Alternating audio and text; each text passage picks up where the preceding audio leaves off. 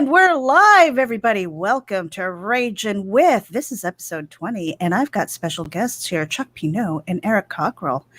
What? Children of the Essence? Well, time is of the essence. We were just talking about that, but we'll be right back after this intro. Ragin'.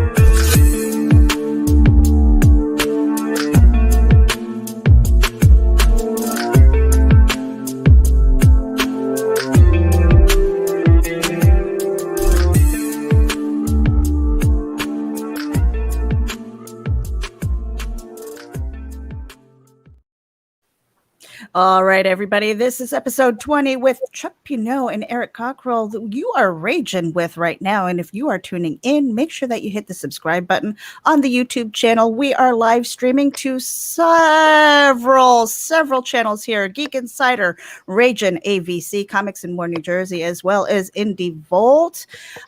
Make sure you head over to Ragin AVC. We're trying to grow that channel. Hit the subscribe button. Do it. All right. Hey, you guys. Do it. Do it. Hey. Trying to grow. You know what? We've got a thing going as far as like friendly competition with Joshua Pantalaresco. Are you guys familiar with him? So we're trying to grow. We're both trying to grow our YouTube channels, and it's like a race to 250 or something, and the loser has to win, has to draw or sketch something. So we're like, yeah, I don't really do the art thing, so I have to win. Anyway, you guys, Chuck Pineau, Eric Cockrell, I want you guys to introduce yourself, and then we're going to talk about the Chronicles of the Essence Guard. You got it. Yeah, Chuck. Oh, yes, ma'am. What's up, gang? I'm Chuck Pineau. I'm a writer, editor, and now author. Woohoo! And I've been in comics for about 5 years now, and now I've moved on, and I'm trying different things and having a good time with awesome people. Eric just so happens to be one of them. Doesn't mean he's awesome. And You make me awesome, Chuck. No, Checks honestly, in the mail. He's all right. He's such a good dude. No, I'm so glad he brought me in on this. And I also have my own YouTube channel as well, Chuck's Raw Reviews. I have a weekly show where I interview guests and talk about their processes and whatnot. And then every now and then I'll review a comic book. Mm-hmm. And Eric. And I am an artist, writer, and have been an author for some time now. Of a novella. I'm a video producer by day, and I've got a comic called Blister that actually started as a novella. Yeah, Chuck. About 5 years ago, that I'm kickstarting a big trade paperback of in about a month. Ooh, okay. And the Essence Guard stuff has been a huge part of my last, year and a half now, Chuck. Yeah, homie. Wow. So you guys were like really, really busy during the pandemic. Now, was there anything else, Eric? Because I know you've got, there's like a lot of stuff you guys are doing. Yeah, just did a couple of years ago, about a year ago, we put out second issue of Dulce comic book with aliens and office stuff. I've done some superhero parody stuff, but the most recent stuff has been the Blister stuff and the Essence Guard stuff. This Essence Guard stuff takes up a lot of time. Now, wasn't it Essence House, if memory serves me? And then somehow it, because I was like, you guys switched things up a little bit here. You know, I'm getting senior brain. Yeah, we ran into a thing. So it started out as Essence House was the story. It's our first book. And so it encompasses the first two seasons of the show. And we got to the point where Essence House ended, and we had more story to tell, and it didn't make sense to call it Essence House. Our current story actually takes place before Essence House. But when you're dealing with time travel, it's hard to say what's a prequel and what's a sequel. Which is a beautiful thing about fiction. Right. So we actually had to have a meeting after Essence House ended and decide how exactly we wanted to brand the whole series going forward. And we ended on Chronicles of the Essence Guard. Mm-hmm.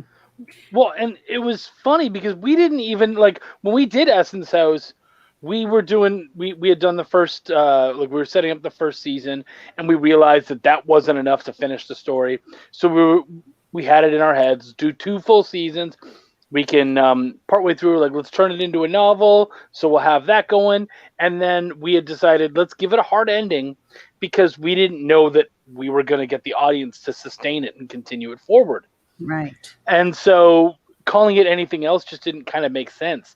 And then as we got into season 2, we were like, oh, actually, this thing is doing pretty good. Like, we did a Kickstarter for the book last year. We brought in like 150 backers, something like that. Over $3,000. Like it did really well. And we're like, oh, okay, this is actually sustaining itself. I think we have to look forward. And we are.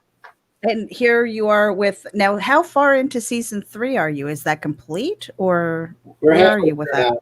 We just dropped. So the seasons are 10 episodes, and we just dropped episode 5 yesterday. Yep. Nice. And that's on Podbean. That's on YouTube. That's all over the place. Yeah, it's pretty much anything that we're aware of. Yeah. Now, so I wanted to kind of, because I love the Genesis story, right? Both of you said writer, and I think Eric, you said author as well. How do you differentiate between the two? I say author when I'm feeling particularly pretentious. Yes. That's basically it. Well, I mean, like, as a comic writer, calling yourself writer is a bit much. Not to put down comic book writing. I've been doing that for my whole life. But author, nobody calls themselves an author when they're writing comic books. Right. So, 5 years ago, I put out my novella. And after that, I just consider myself an author, I guess. Well, the funny thing about it is that he was actually the one who mentioned it, because he was calling himself an author, and of course he was, and I wasn't. And then at one point I was like, really though, like, we're all authors. We've all been published. And he was like, yeah, but man, you feel that way, and I agree with you, like, you're not wrong. But he said, those people, like the fans, they know the difference. It's real. And I was like, that's bullshit. Like, there's no fucking way. And I called my mom up when we had he ended up making a mock-up of the book, and so I called her up and I showed her the mock-up of the book, and as soon as she sees it, she goes, oh, my son is an author. And I was like, what the fuck? Yep. Holy shit, like, he jumped on it right away. You wasted so much time, Chuck. Yep. Yeah. It It's kind of funny. It's one of those things. I had that conversation not too long ago about the things that I do. I'm like, I'm a jack of all trades, and I only put a label on myself for the things that I'm comfortable with and saying, yeah, this is the path I'm taking, So I embrace calling myself a writer. I'm not quite comfortable calling myself an author yet. It's kind of funny. Now, Eric, you said that you did comic books, and Chuck, I know that you've been editing and you've been in that world. Okay. Going from prose to comics, my own journey has been this past year really busy. All right. So I've started in prose, gotten into comic book scripts, love this field. Okay. But then when it comes back to writing prose again, I'm like, where are my words? Where did they go? How do you deal with that? How do you go back and forth between the two? I think one thing is that we're writing for an audio story first rather than a book. So a lot of the blanks are kind of filled in by sound effects. Where then once we go to the book, and Chuck did the majority of the work on this in the book, so he could speak to it better. but there was a lot of reading the pages, and actually him and Katrina, our editor, read the pages, kind of figure out what we need to flesh out, pretty much. Mm-hmm. Yeah, I mean, because there is that struggle with, maybe it starts off with a visual in your head, and I want to hear how you guys kind of came up with this idea of the Essence House, the Essence Guard, now the children of the Essence Guard. And again, because going from kind of that script where you're reading everything, you're kind of giving that inflection in your voice. And I know that you have a voiceover artist as well. Scripting for that versus scripting for comic books versus writing prose. What is that like for you guys? How do you turn on and off those different hats? I mean, really, it's all about audience. Like, one thing, like as an editor, I'll often tell my writers is, look, you're not writing for your audience. Your only audience is your artist right now. That's all you're worried about. They need to understand what you're doing, and you need to inspire them to the point where they can make everything that you've done visual. So I would actually say comics is a little easier in that regard, where all my, I don't have to worry necessarily about my punctuation or my grammar or any of that kind of stuff. Not ridiculously like when we're doing a novel. So it's a little more chill of an atmosphere. And as long as I have a good rapport with my artist, I just need to make sure that they get it, and then we're good. As far as doing the audio drama and then the actual novel, like he said, the audio drama, I just don't need to worry about the sounds. I'm more, rather than write onomatopoeia or really having to describe them, I just have to kind of say that something happens, and he will, and Eric's the one who deals with that. He'll come through and he'll make that sound effects. Whereas when we go through the novel, we have to talk about the blaring horn and all that kind of stuff, and kind of go into how that affects people and whatnot. So it's not a huge difference between the two, but it's just enough that you have to tweak things. I think character voice is easier writing a book than in a comic. Because in a comic, you don't want to get too weighted down with narrative. And in a book, I mean, that's pretty much what it is. So, like when I'm writing like characters in the book, I think I actually have more fun like getting into their heads, because I can go all the way into their heads and I don't have to worry about switching panels.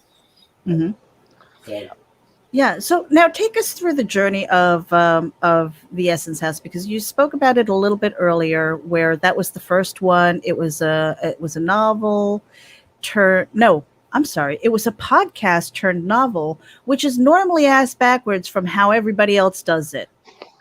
It was actually when we first started working on it. It was being written as a NaNoWriMo novel, and then we filmed. And for anybody who doesn't know, NaNoWriMo is National Novel Writing Month, and it is the month of November where crazy people like myself, I've done it too, strive to write 50,000 words in 30 days towards a novel. Yeah, we got that like on day 2. So Essence House sat around for like a year before I approached Chuck about it again. Yeah. Yeah, he came to me and he basically said, hey man, you want to try it again? And I said, nah, man, like, let's be honest. We're even busier. This was in 2019. I'm like, we're even busier this year than we were last year. And I said, I'm interested in doing something with it, but I don't think this is our way. And so we started kind of throwing the idea around, and that's when I believe it was Eric who, but we don't even know whose idea is who anymore. But I believe it was Eric who basically said, well, what if we did some kind of audio drama? And I was like, oh, dude, that'd be neat. And I know that my dad loves that kind of stuff, and he listens to those, the theater of the mind and all that kind of stuff. And so that was cool. And that kind of, that took a bit of the pressure off of us, because we knew, okay, if we space this right, we only have to do a chapter at a time. So we basically kind of wrote an outline, and then we would do one chapter every 2 weeks. And so being able to do that, that was kind of our way to, by the time it was all done, we would have a 20 chapter book. Mm-hmm. Now, stepping out into that, did it ever feel too big? Like, what the heck are we doing, guys? You know what? Me and Chuck have these conversations all the time where we'll just casually be talking, and then we'll be like, well, I think by like season 10, we'll probably be needing to worry about this and this. And then Chuck's like, shut up. Did you just say season 10? And it's like, there's like no too big for us on this. We have thoughts spanning forever. Well, he made the joke about season 3, and I kept telling him, shut the fuck up. That's not, like, we're not looking there. And all of a sudden I was like, yeah, we got to make sure that we add this stuff so that to kind of get people excited and ready for season 3. He was like, oh, and I'm like, yeah, I know, we're doing it now. Like, we basically, when we moved into season 2, we realized kind of where the story was going and what we wanted to do with the next book. Mm-hmm. And so by that point, we just started kind of, and especially if you listen to season 2 and then season 3, you can see how we kind of laid down the tracks for what ended up being season 2. Right. So, I mean, as the story progresses and things like that,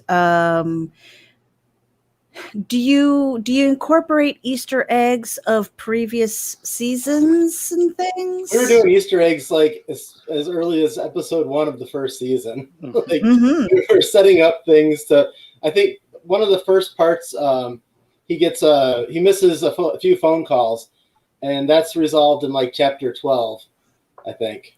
Oh, so there's things like set up, and we're really good at setting ourselves up for things to play with later. That is really cool because for anybody who's tuning in, we have a lot of people who are newbie writers, and they're looking into possibly breaking into the field, whether it's writing comic books or podcasting and things like that. What is that? I mean, that takes a lot of planning. That takes a story arc that isn't easy if you are a pantster. Right.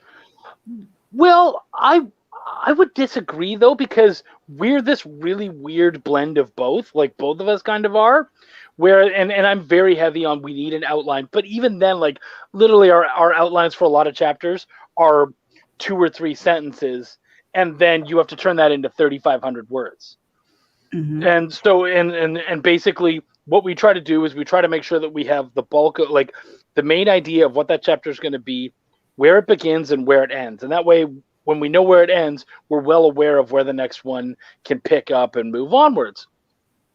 But one thing that we both like to do is just open random doors every once in a while. And so, like, Eric will message me or I'll message him while we're working on one of the chapters. We'll be like, hey, I'm going to do this thing, and I'm not going to pitch it to you or tell you about it, because if I told you, it would sound like a stupid idea, but I know I can write it.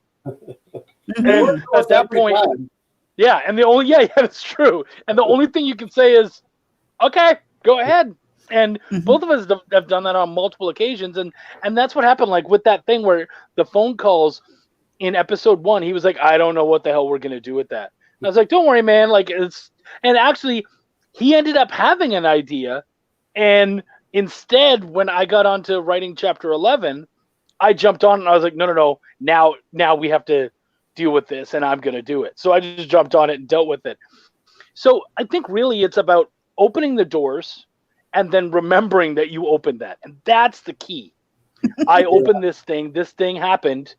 I have to remember that it happened and come back to that later on. We reference Lost a lot when we talk about that sort of thing. They opened a lot of doors, and I think it was a kind of a problem for them in the end with some people, not with Chuck. Yeah. Chuck's like the diehard fan, but well, from the sounds of it, it sounds like you guys are ridiculous. Like super organized.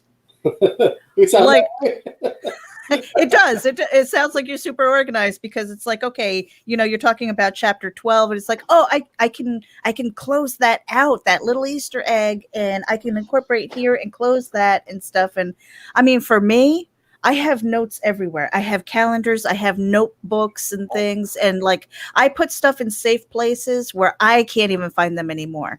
So what does that look like? Yeah, Chuck's got the note. This We have like 3 This hour is what it looks like. conversations, and Chuck scribbles down stuff for us. this is the Essence House book.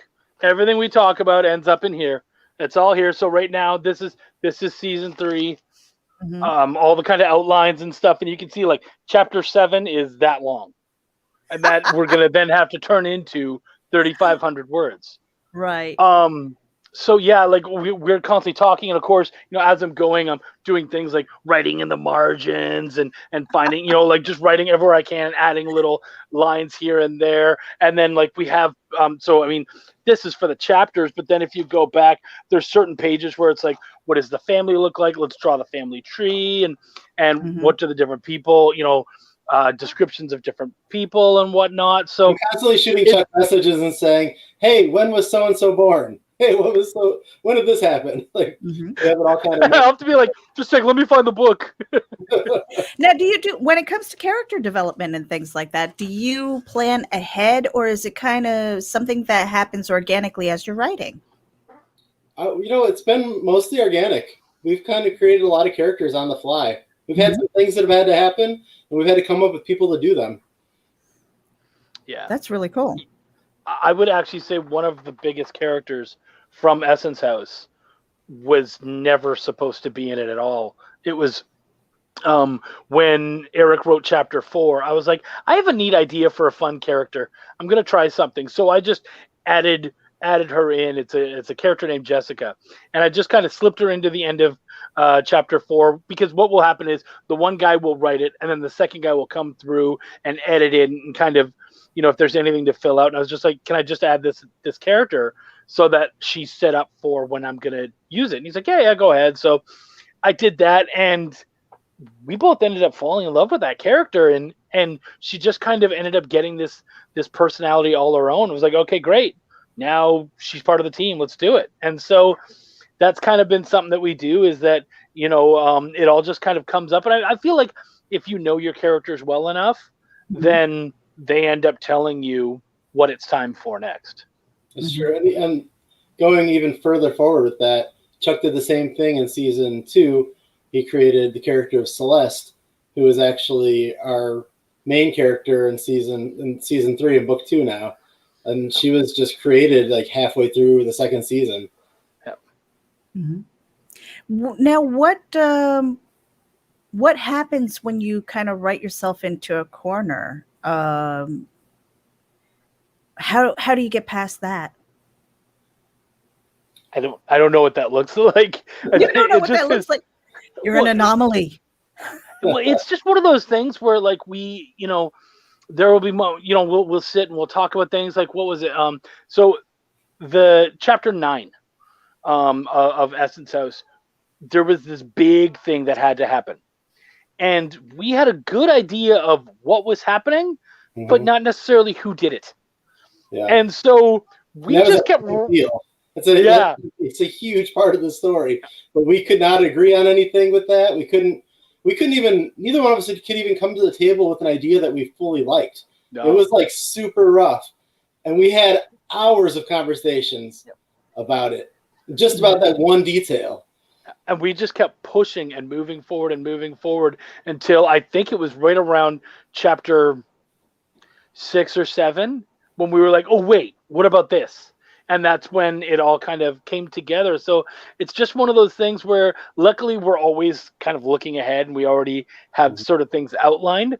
So you see the roadblock way ahead of time, and you're already fighting over it and trying to break it before you even get there. So I guess that's kind of the thing, is that because we've outlined and because we've seen so far ahead, you sort of know where those roadblocks are, and you're already squabbling over them and trying to fix them before you even get close.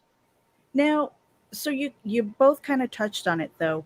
Collaborating, this collaborative effort is not always a smooth road. You are going to disagree. How do you compromise?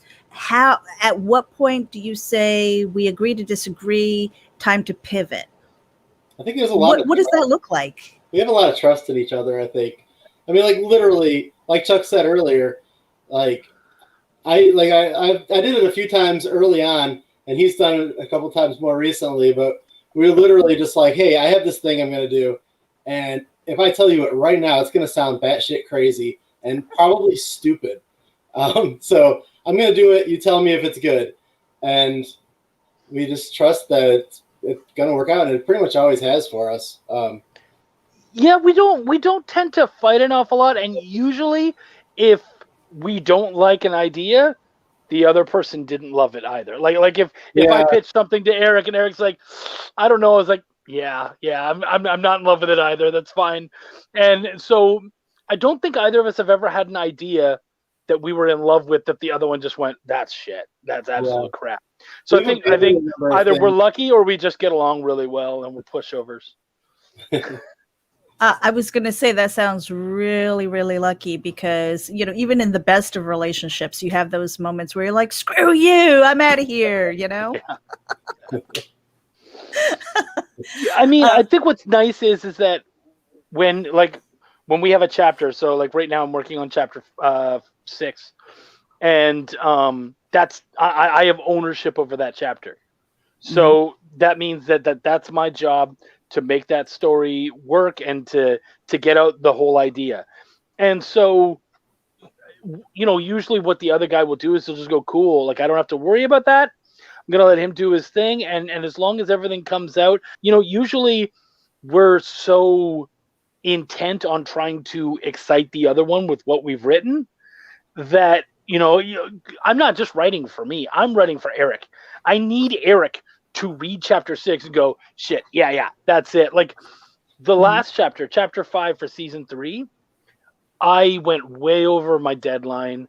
I had such a hard time. It was the first chapter in 3 seasons where I was just ready to scrap the whole fucking thing. Like just drop it and re-go. Like I had never had that. And I was having such a hard time with it.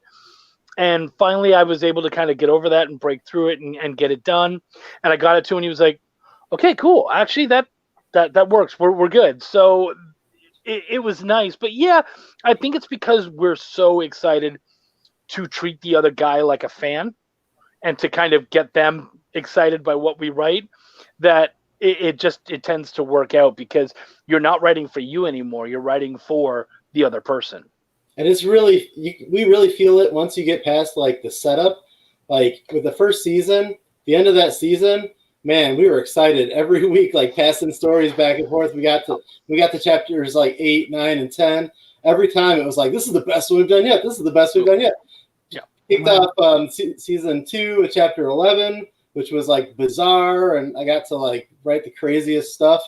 And then it just kind of snowballed until like chapter 20 was just insane. Yeah. And now we're like back at like the setup right now, but we see like where it's all starting to go. Like he's writing chapter 6 right now. I'm crazy excited to get on to 7. I've actually started writing ahead a little bit on it because there's a little disconnect between the 2 chapters. But yeah, we are just constantly trying to excite the other one and keep moving. Yeah. Mm-hmm. That is that's really kind of cool because a lot of times for me personally, when I'm writing, if I'm not feeling the emotions, you know, I think it's crap because if I'm not feeling that emotional connection to my characters and what I'm writing, how can I expect anybody else to feel the same way? And it's really nice that you guys can kind of go back and forth with that. And you know, just say, hey, what do you think of this? And just that feeding off of the excitement, that is really kind of cool. And I think it's rare. Every once in a while, because we do it on Google Docs. At any point, like as soon as we started writing a chapter, we could send the other guy the link, but we never do. Like almost never until it's done or pretty much done. So now and then what we'll do is you'll just be so excited about one little thing and you'll just cut and paste that and send it to the other guy. Mm-hmm. And just, oh dude, what are you doing? Yeah, you like that? Really do. Okay, cool. Because you know, you feel good about something, about a certain scene or a certain moment. You want to throw it at the other guy, make sure that it hit for him. Oh, it hit for him? Great. Okay, cool. Then I was right to do this one, and you can just keep on flying forward. And then with the emotion, like there was a scene we've done a couple of sort of side chapters that didn't make it to the book. And I got to write one where one of our characters gets to say goodbye to his mother. And he had never gotten that opportunity before. And I remember writing that. And as I'm writing it, I'm imagining me having to say goodbye to my mom, who has not passed, who is alive. And so I remember writing, and I'm crying, just like, just fucking bawling as I'm saying goodbye to my mom, because that's what I did in that chapter effectively. And yeah, I mean, sometimes you just gotta just get cathartic and get it out. And I think we do that. And we do that even in our action. We're two chunky guys who don't get to get into scraps and do lots of fun stuff. So our characters do it for us. And Eric, how about you? I mean, that emotional connect, you know, do you find yourself sometimes like raging at your computer when you're fighting this scene, or crying because of this emotional, you know, kind of like what Chuck was saying? Yeah, like when I did chapter 20, when I edited the sound for it, you lose a big character in that chapter, and like I don't think I ever have listened to that chapter without a tear. Like, and I was literally like sitting at my computer, like crying while I was editing the chapter. Like, it was so intense. Yeah. That one will always hit me, I think. And we knew that one was coming up. That was like one of the few. That was a death we had kind of both talked about. We had a conversation at one point, and I think I said to Chuck, "He's gonna have to die, isn't he?" And Chuck was like, "Yeah, I think so." Like, he was not long for this. Yeah, and even knowing it doesn't help. And we've got Katrina in the chat here. So this is me looking at Eric. I still haven't forgiven you. It's super rough.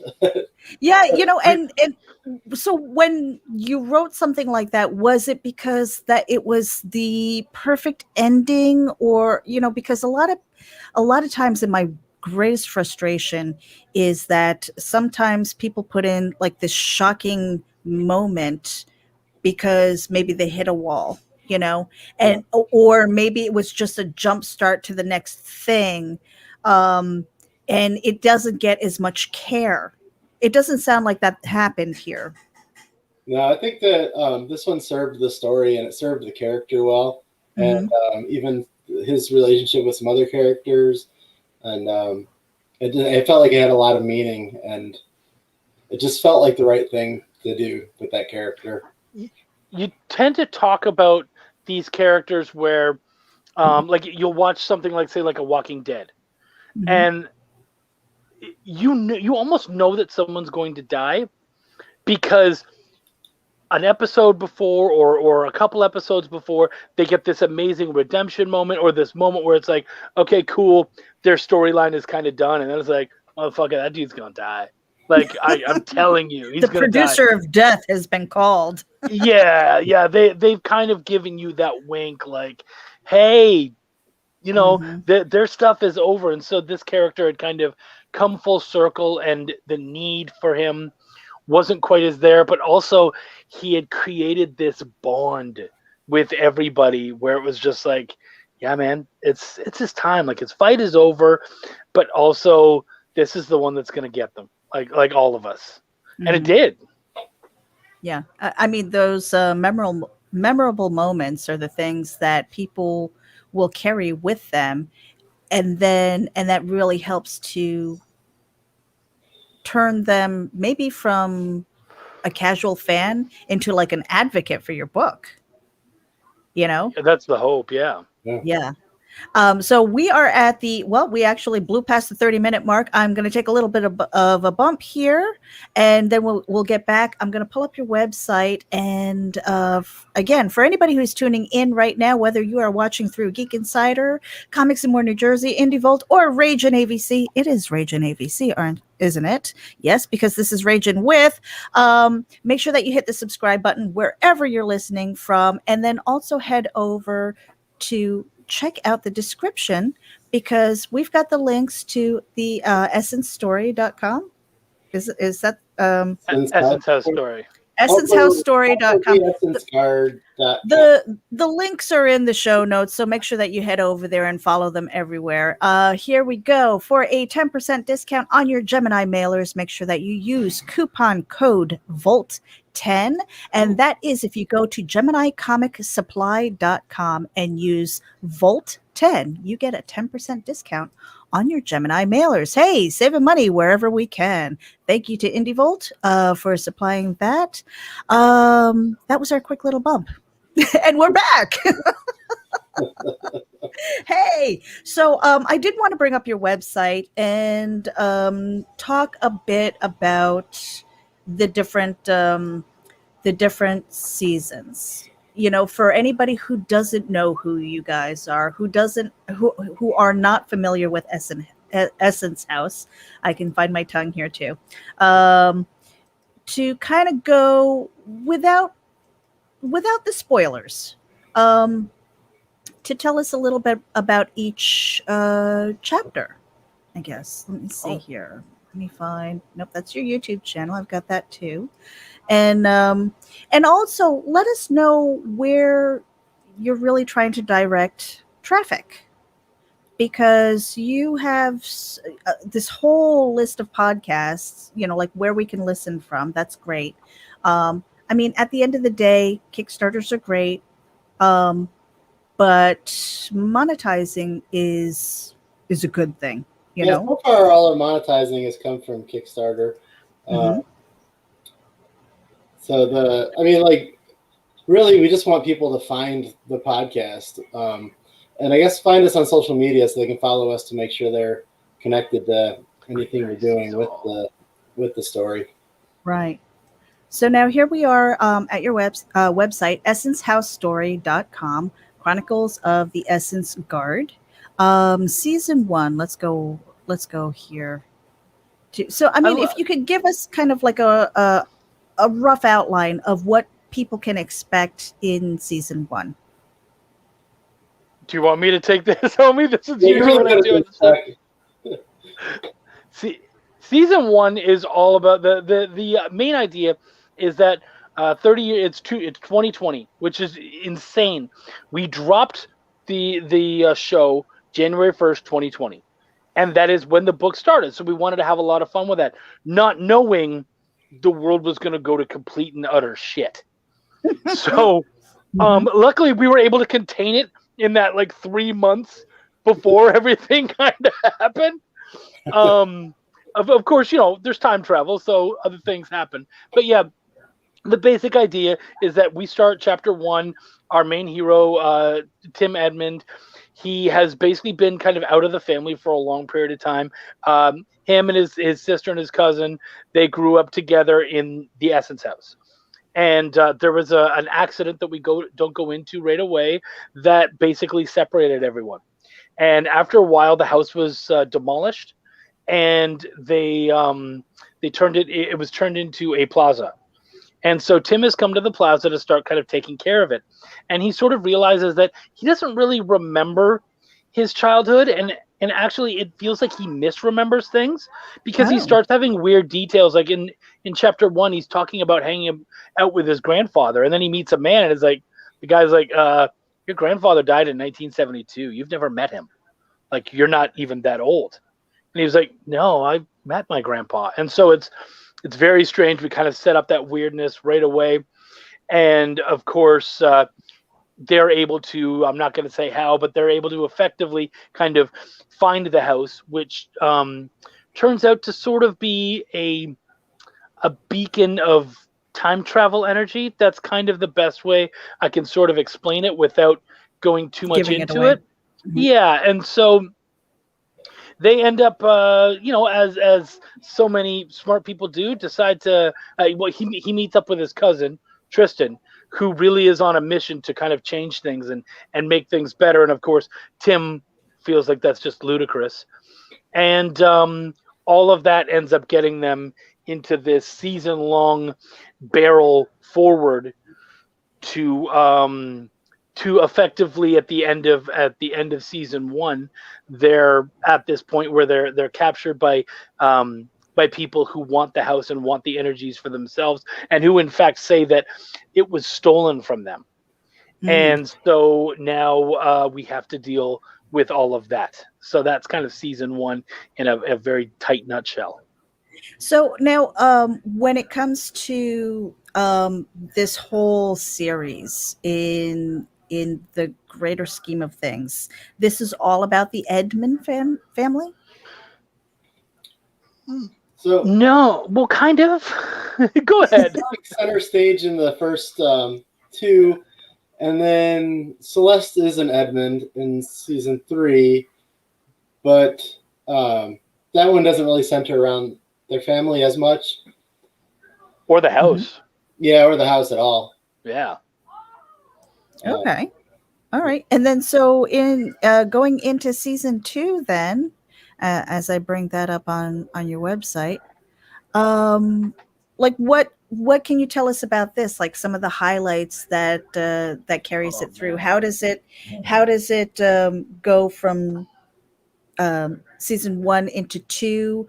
Is it kind of its own story? You know, like if somebody were to come into your website and go, let me start here, or do they need to start at the very beginning? So what I would tell, oh, sorry, bud. I was going to say exactly what you're about to say. Okay. Basically, start at either season 1 or season 3. Because these are books, it all kind of comes together. So if someone says, oh, can I just start on season 2? I'd be like, nah, man, you're really missing a lot of goodness. And really, season 1 sets up season 2 so beautifully that I feel like season 2 is a marvel. I love some of my favorite chapters are in season 2 because we've done so much work kind of setting all of that up. And, as we said earlier, opening up all of those doors that by the time we kind of get to season 2, it just kind of flies. And it really did. Like, even as we were making it flew, and suddenly we were like, dude, we're done. Like, we need to make this book. We need to make this all happen. It blows my mind that we're halfway through season 3 already. Yeah. Yeah. And I've been telling people, season 3, if you want to start there, yes, you can totally do that. It's a separate book. It's its own thing. Reading the first book and listening to the first 2 seasons will definitely help you, but it's not necessary. That's really good to know. So now, who is responsible for the titles of each chapter here? Because titles are very important when it comes to that. It's kind of a team effort. We sometimes we title them right up front. Sometimes we finish it and then we're like, what do we call this? Yeah, because I mean, the importance of a title, I think, in my personal experience, is that it's one of the first things that people are going to see, right? Yeah, we had. And so if it's not a good one, they're going to be like, eh. Yeah, we had to have a conversation early on about whether we title the chapters at all or we just call them by chapters. And we decided that we did like the idea of titling them. And actually, I was flipping here. I have the books right here. I literally grabbed the book and then just started kind of flipping through it and looking at our chapters, and I was like, man, I really like our chapter titles. Like, I really like the names. Show that beautiful book. There it is, right there. Yeah. With these 2 weirdos here. And yeah, like, so because we started on January 1st, of course, the first chapter is Old Acquaintance Be Forgot. So you're already kind of starting with that, and we just kind of move forward like that. And every chapter has its own voice. It has its own things to say. And we usually just kind of look at that and go, oh, okay, so, what happened? And often, you might step into it, as Eric said, step into it knowing, oh, I think that this is what it's going to be about. But then I would say most of them, we get it at the end. It's all done, and you're like, what were we trying to say here? And that's when it happens. I just noticed that season 3 isn't in the menu. I'm sorry. Not yet, but it is on YouTube. So now tell us about the special episodes here, Christmas Yet to Come and things. Is that because it's like, what is it like the holiday special that you often see in TV? It kind of, so initially we were doing these with using Patreon, like the whole thing. We had a Patreon going, and Patreon users got each chapter 2 weeks before, or the week before the public audience. Mm-hmm. And so then between seasons, to give our patrons some value, we would do a special episode that only they would have access to. We ended up scrapping the Patreon after a while, and so we've made it all public. But the first one was an origin story for one of our characters. That was EGB. Because one of the first mysteries in the whole book is this mysterious text message that comes through with the signature EGB. And then that ends up being a big deal. And there's a big reveal. I don't know what chapter that was. Somewhere around halfway through the first season. I believe it was actually chapter 7, I believe. It's when we find out who EGB is. Yeah, Chuck didn't even need his notebook for that. No, it wasn't in the notebook. That came during the writing. Uh-huh. And so for anybody who's tuning in, make sure that you go to essencehousestory.com so that you can listen to the episodes from their website. You can also go to YouTube. And if you're looking on the screen here, iTunes, Spotify, Google, Stitcher, YouTube, TuneIn, Buzzsprout, it's on about 30 different networks. Podbean. I mean, the list goes on and on. So basically, your favorite listening app, and you can find Essence House Story. Well, and what I will say about those specials is that, we all know like the Star Wars specials and stuff, and it's like you do not have to watch that. And in some cases, it'd probably be better that you don't. Mm-hmm. But I would actually say that our specials, both of them, are really important stories that don't necessarily have to be told within the novels, but they have special. So for book 1, if you have the chance to go and read and listen to EGB, it just lays down so much beautiful moments that really kind of take one of our characters and brings him to another level. And of course, the Christmas special that Eric did. The Christmas special basically made season 3. Like it, and he didn't even mean to do that. He did this thing, and he's like, "What do you think?" And it was such a stretch at the time. Like it was just something neither of us had considered. And then I read it, and I was like, "Dude, what about this?" And we started talking. We're like, "Oh crap, that's season 3." All right, so I've been speaking to my wife a fair amount, Wendy, and I was like, "Man, you got to go back and listen to the Christmas special because you have no idea what you missed." Yeah.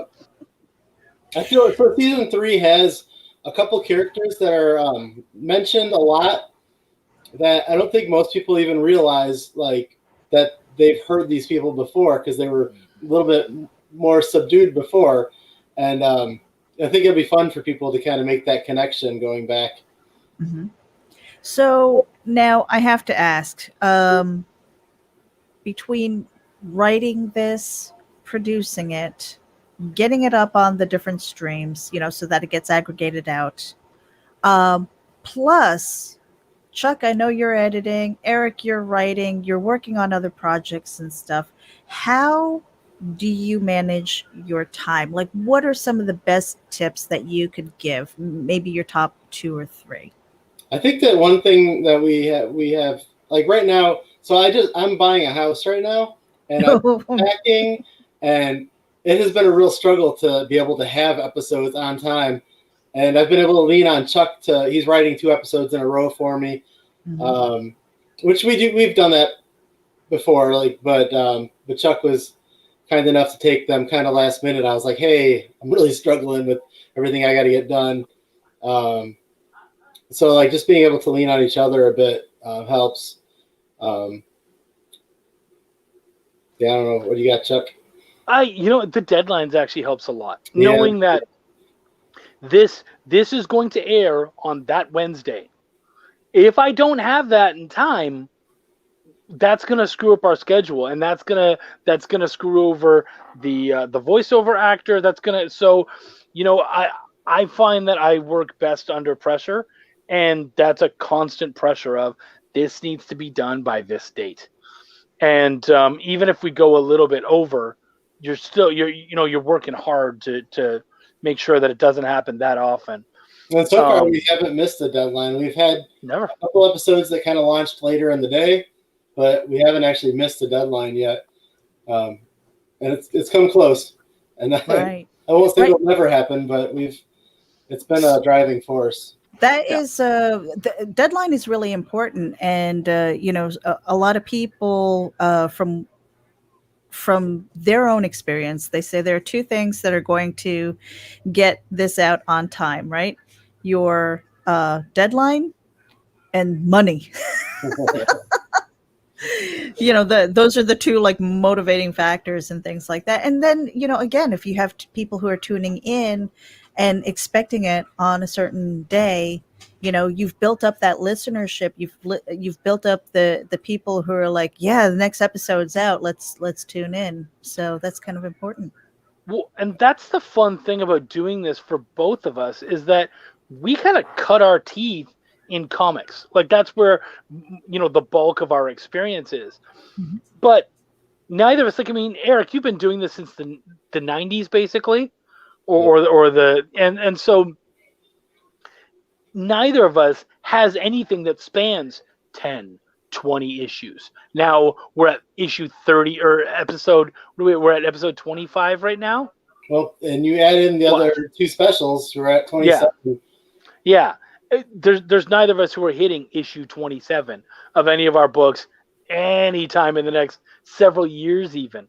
And so, being able to do this, and even like I had said early on, having this deadline, having this happen, it kind of felt like it was the only way we were going to finish it. It was the only way we were going to do a book, is by forcing ourselves to say, every other Wednesday, we have a new episode. That's happening. And so we came in and we tried to stay ahead. You start to, at some point, you're like, I'm going to enjoy not writing Essence for a little bit. And then, you kind of then just have to quickly get back up to schedule again. But, like he said, we haven't missed any deadlines yet. So knock on wood. In the grand scheme of things, do you see this continuing on? Do you see this as maybe inviting other people to write? We've definitely had discussions about that in the past. So I think that's definitely a possibility. I think we definitely know that we have a solid story going into ending at season 6.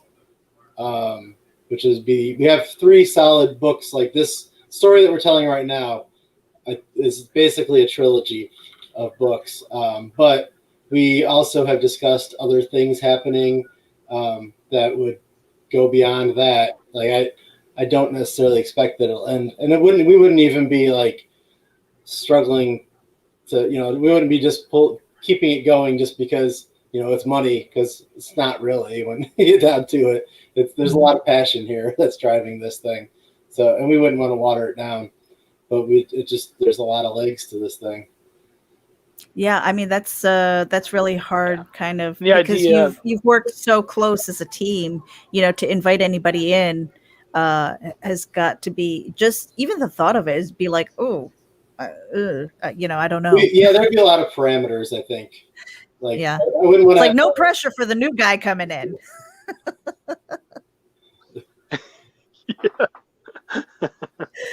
Now we are almost at the end of our hour, and I really want to thank you guys for being here. We were running a little bit late because there were thunderstorms in the area, but I kind of want to ask you guys, Eric, you first. Young Eric, did you ever imagine that you would be here, like doing the things that you do as far as writing, the podcast producing? Yes. I definitely always intended to be a comic book artist and writer. I still write stories about the same characters I wrote in 1992. And so I saw myself doing comics and animation like my whole life. Like I went to art school. I don't think I could have done anything else. I ended up falling into video production and audio production, so that helped out. Like a podcast wasn't even a thing when I was a kid, so Right. I definitely never saw myself doing a radio show or any kind of video stuff really. But like the comic stuff, 100%, like that was what I was going to do, and there's no way I could ever not. Was there ever like a plan B, or was this kind of the path that you chose and that's it? Yeah, I never had a plan B. I should have. I think that people should, but this was just all that I ever intended to do, and I'm doing it. So, and young Chuck, was this ever on your radar? This was a pipe dream. This was not going to happen. You know what I mean? This was I always loved writing, and I always loved telling stories and entertaining and whatnot. But I didn't believe that I had it in me necessarily, and that I was going to go the distance and make it happen. And I remember working on my first comic with a local guy, and he basically went bankrupt. It went to shit, and I was like, cool, it wasn't meant to be. And I was about to walk, and a good buddy of mine from back home went, what the fuck are you doing, man? Like, you've worked so hard to make a name for yourself, and to, I was already establishing myself as an editor. And he said, you've already done all this.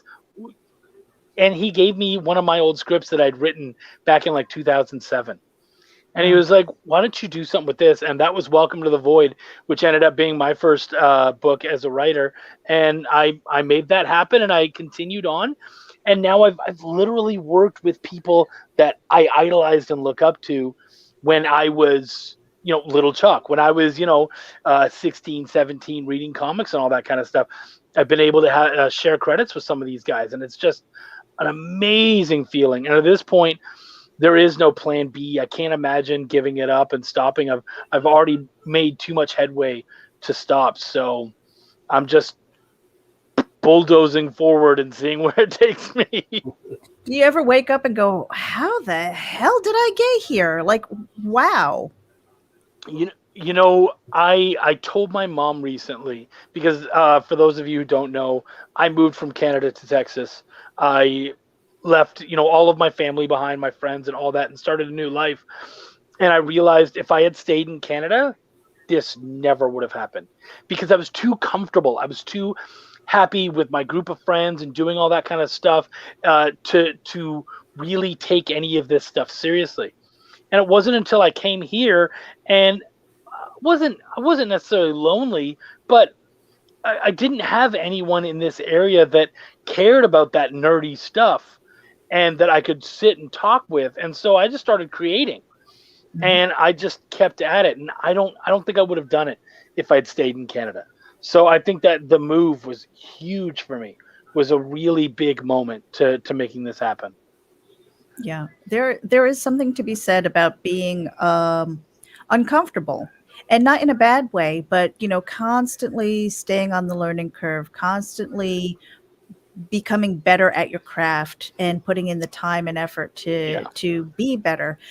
Because to what you said, Chuck, and that speaks to me.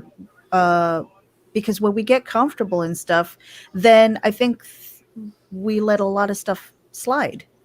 And by staying uncomfortable, we be better. We strive for more. I think a lot of us work best uncomfortable, and I've heard it a lot of times. I was reading Brian Michael Bendis' book, Words for Pictures, and he was talking with one of the other writers, and they started talking about the Marvel way of scripting comics, and that writer got so uncomfortable and so unhappy. And at that point, like, just with the idea of doing that, and at that point he was like, I think I actually have to do it now. Like, I have to do that because it is such an uncomfortable thing that I have to see if can I actually do something like this and use this method and make it work. And so I think, we need to find our comfort zone in order to make things properly. But from there, every once in a while, to really get into it, you got to find a way to make yourself uncomfortable. And this crazy, stupid 2-week schedule every 2 weeks you're gonna have another 20 minutes, and it's got to be good. It's got to excite people enough to pick up the next one and the next one. You can't afford to let it falter. You have to make sure that you're exciting the other guy so that he wants to do his chapter. I think doing that, the whole idea of what we're doing with the Essence Guard is uncomfortable as fuck, and I think that's why it works so well. Yep.